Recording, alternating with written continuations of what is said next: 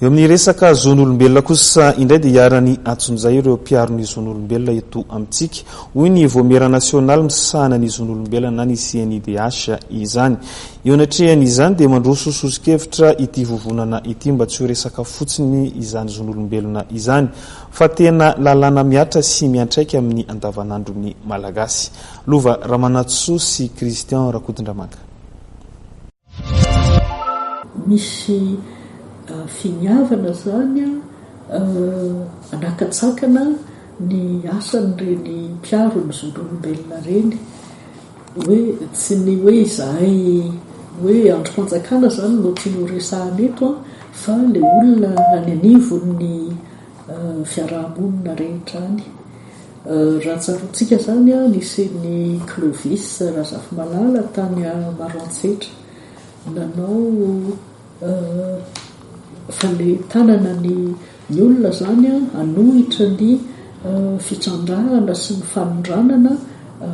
andramena dia ny vokatr'izay le hoe fanetanana nataony Clovis sy ny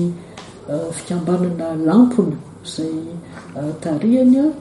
dia Clovis no nitedavana Antony namoronana Antony isamborana azy dia nogadraina zany tamin'ny septambra 24 izay raha tsy diso dia avy eo nigadra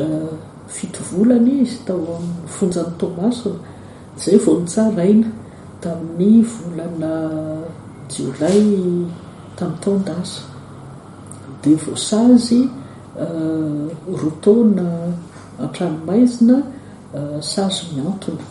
na izany aza na dia hoe sazo miantona le izy dia midika ihany izay fa hoe tsy afaka manao an'le asa ntsony izy zany mandritra ny 5 taona. Dia amin'izao fotoan'izao indray zany amin'ny faritra Atsimo andrefana any akaikin'ny Tuléar dia misy indray zany ny zava-tranga ohatran'izay hoe noho hoe misy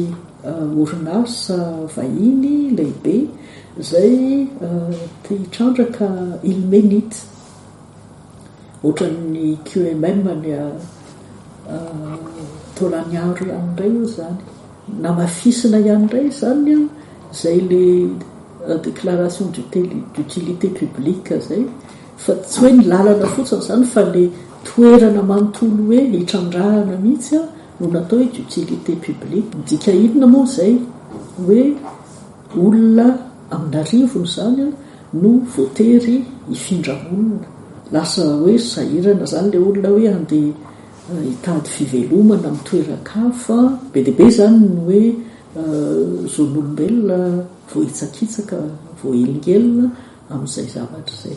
Ary amin'izao fotoana izao dia mbola misy andray zany le hoe mpiaro ny zon'olombelona mpiaro ny tontolo iainana dia Théo Rakotovao izay mpihira fantadaza ihany izy indray zany izao no enjehana ohatrany nanenjehana ny Clovis taloha ohatrany nanenjehana ny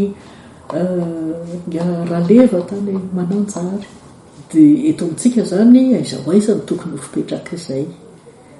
zany hoe izay zany dia vonona ny ataon'ny voamera-pirenena mahaleo-tena momba ny zon'olombelona hiaraka hidinika amin'ny mpisehatra rehetra amin'ny izay le hoe ahoana ny fomba hiarovana